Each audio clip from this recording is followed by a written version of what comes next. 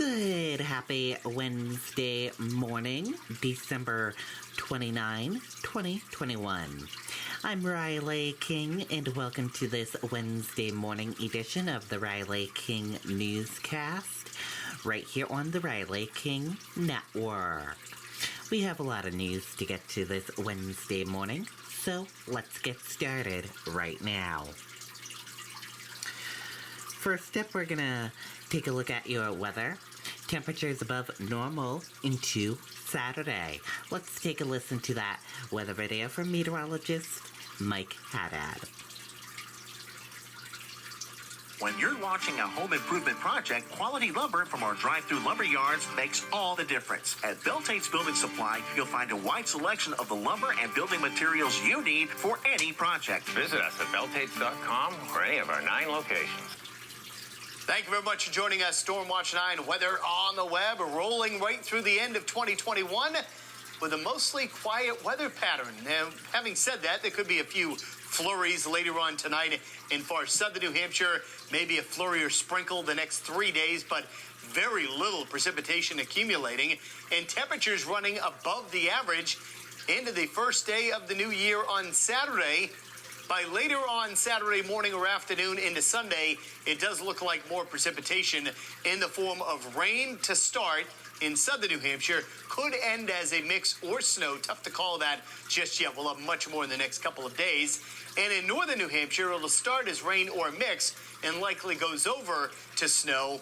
Again, exactly when that changeover happens, how much precipitation gets involved will dictate exactly what we see for accumulations during the weekend. But in the short term, a lot of clouds tonight. Could be a flurry late in southern New Hampshire, upper teens north to the upper 20s to near 30 on south. And here is a very weak system. We'll be right on the northern edge of it in southern New Hampshire overnight tonight. That's why there's a chance of a spot dusting of snow in mainly communities south of Concord, but the chances are very low, maybe about 20-25% at best. Clouds, some partial sun on Wednesday, while there could be a flurry in the morning and maybe a sprinkle in the afternoon. A good part of the day will be rain and snow free.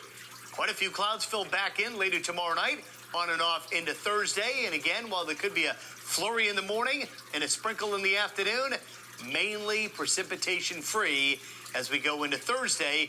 A slightly better shot of a few flurries Thursday night and early Friday ahead of that next system that approaches during the weekend. Highs tomorrow, going to run above average once again, mid-30s north, upper 30s to near 40 on south. And take a look as we transition from 2021 to 2022. Well, it's quiet Friday night, early Saturday morning. From late morning or afternoon on into Sunday, it does look like rain south, possibly ending as a mix or snow, and a mix or rain north, changing to snow.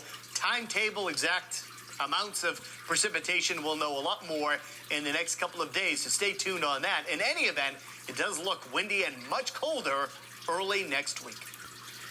Okay, and there you go on that weather forecast from meteorologist Mike Haddad. Thank you for that, Mike Haddad. And now let's get to your news.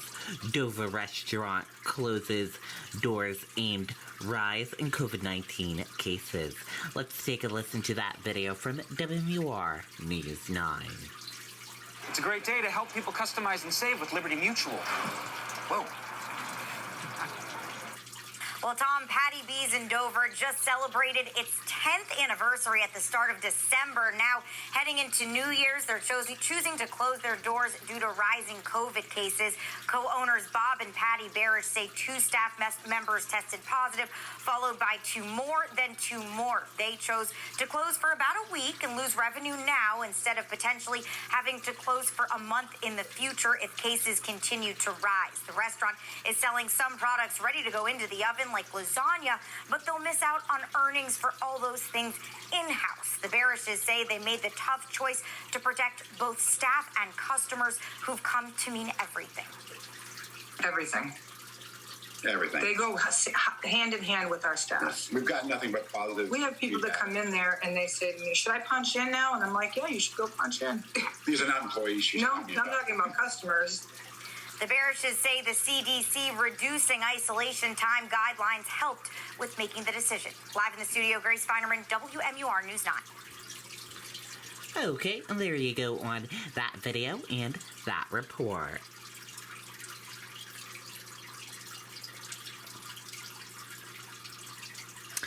New Hampshire mother raises awareness for blood donations after losing son.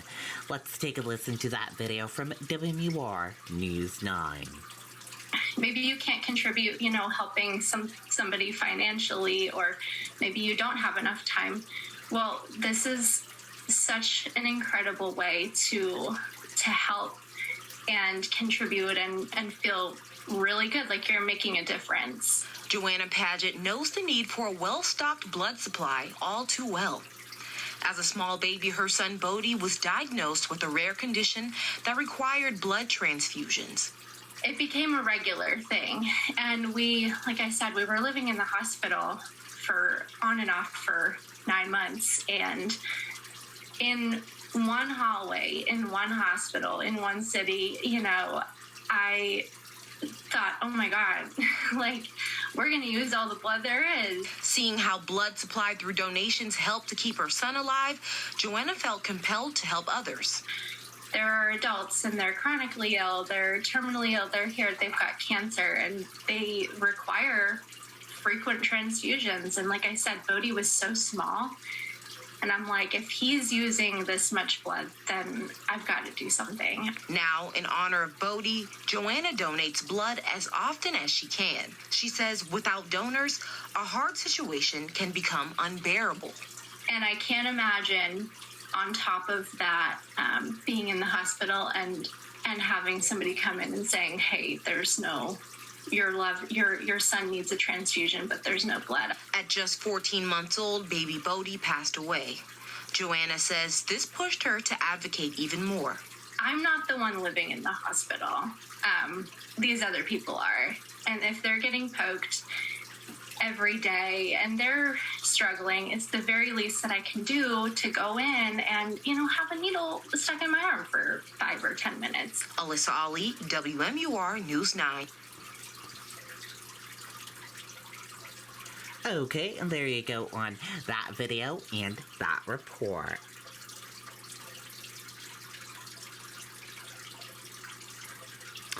Sununu says CDC's new isolation guidelines may provide flexibility. Let's take a listen to that video from WMUR News 9. I have to let you go. I can't afford more records. I'm sorry. Is this for sale? Hey, don't get... On Monday, the CDC announced new COVID-19 guidelines, shortening the recommended isolation and quarantine periods, essentially cutting both in half.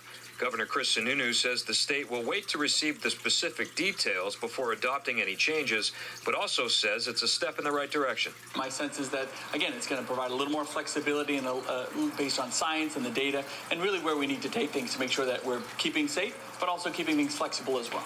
In terms of COVID-19 numbers in New Hampshire, the Christmas weekend was a tough one, with the state reporting 58 deaths over the last 2 days. The governor hoping people take notice. They need to get their vaccinations, their boosters, take the right precautions, and take this winter surge seriously, because it is here and likely will be here, at least for the next few weeks. The governor also addressing efforts to keep hospital beds available, noting that even though hospitals are at capacity, they're not over capacity, and the system is not failing. Hospitals are open, and we're providing those resources to keep those beds as flexible as possible. Sununu says hospitalization numbers will be key moving forward as more and more people begin testing for COVID-19 at home. As you find out you're positive or negative in your home, you're not necessarily going to let the government know, so to say. So the accuracy of case data will become much more inaccurate as we go forward. That's why we're always looking at hospitalization. Now, the state still has free at-home test kits available through its website, covid19.nh.gov. The governor encouraging people to get them ahead of the new year. Live in Concord, Jason King, WMUR News 9.